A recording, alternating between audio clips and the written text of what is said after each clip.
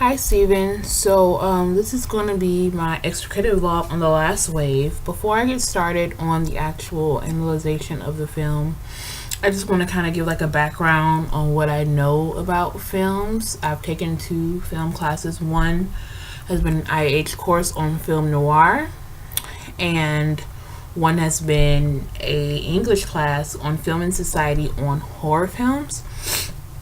And I feel like having that background kind of helped me kind of notice a lot of things in the film immediately. One thing that I noticed immediately was foreshadowing. Although, of course, you don't really get the concept of foreshadowing to the end of a film or end of something.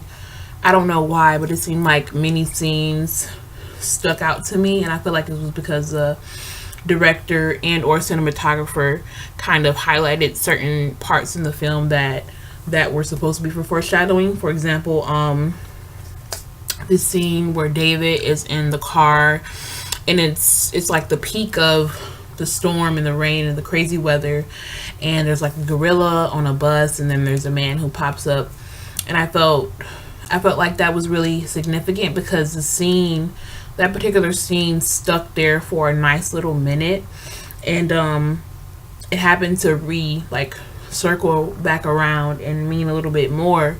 It regarded to the second wave or the last wave, or the first wave actually, and yeah, I feel like having that knowledge of dealing with 1900 films, even film noir and horror films, they have like a certain trend of foreshadowing that I felt like was really beneficial to me, because I was able to figure out that there's a certain trend with films in the 1900s.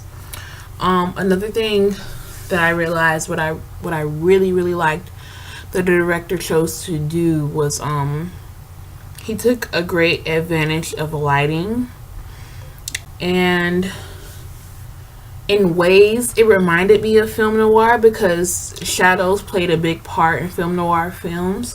However, the difference between this film and film noir films is that film noir films induces shadows even in the light.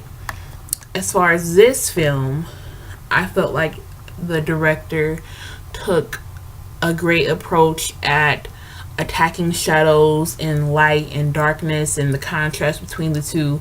When the scenes it was darker, each scene that was at night demonstrated something that was supposed to evoke something in viewers, and I felt like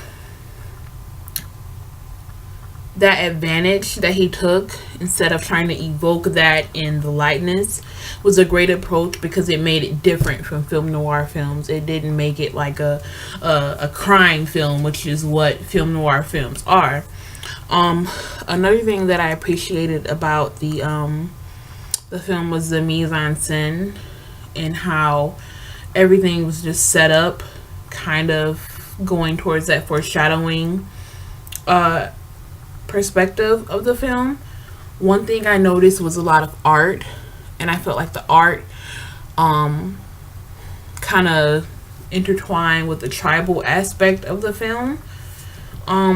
There were certain, it was a scene where there was Chris, Charlie, and David's wife.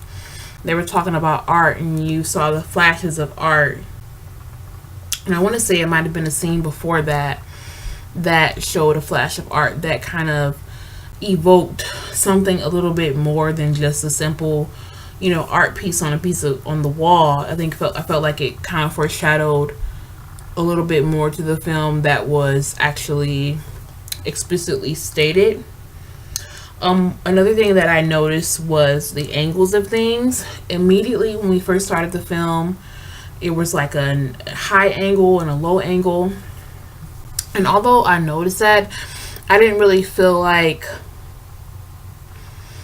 the director took. I'm not supposed to be judging this, but I'm sorry, it's coming out. I don't feel like the director or not necessarily I feel like the director, I don't feel like I saw something huge with the high angles and the low angles. For a second, I thought that maybe it was something hinting towards the economics of the film, because it flashes from the Aboriginal in the beginning. It flashes from the Aboriginal family to, not family, but the Aboriginal community versus a white community, and how they kind of balance on different spectrums. So if anything, I felt like the angles in the film kind of hinted towards that. But other than that, I don't feel like anything else stuck out to me in that perspective. Another thing I noticed was the close-ups and point of view. There were many times that there was also like always a close-up on David's face, and I felt like the reason why it was like that was because the story kind of revolved around David unconsciously, and still until he figured out that he was kind of intertwined with the whole tribalness of the Aboriginal people.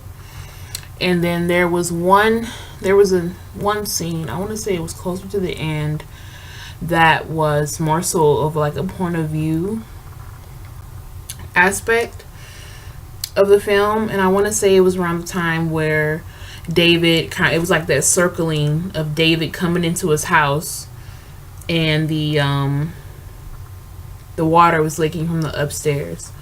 And then one last aspect of the film that I paid close attention to was sound. Versus a book, you can only read and interpret what's going on in a book. Versus a film, you can hear, you can see, and there's movement. And one thing I paid close attention to from the beginning to the end was the sound. I feel like the director took a great approach to sound in this film, because he didn't use not that he didn't use, but he had a limited use of other sounds besides natural sounds, such as rain and the organisms that were portrayed throughout the film, and then the sound of like the weather, the wind, the hail, and everything else like that. I felt like he took a great advantage using that, and when he did use like actual music, the music was peculiar, and it kind of fit into the scene, it fit into what was going on. And I really liked the sound, because it wasn't like overbearing like a lot of movies are now, where you just have like this song that just kind of penetrates for a long period of time, and you kind of already know what's going to happen because the tone of the song, the tone of the music. So I felt like he, instead of taking that different approach, he went with a more natural approach, and it was quite pleasing to listen to because it was natural. Trying to think if there's anything else that I'm missing. I want to say that I've went over everything in the film that I've noticed. Overall, I feel like it was a great film. I feel like I want to watch it again, so that way I'm able to take what I've said now and possibly extend on it, because I might have missed something.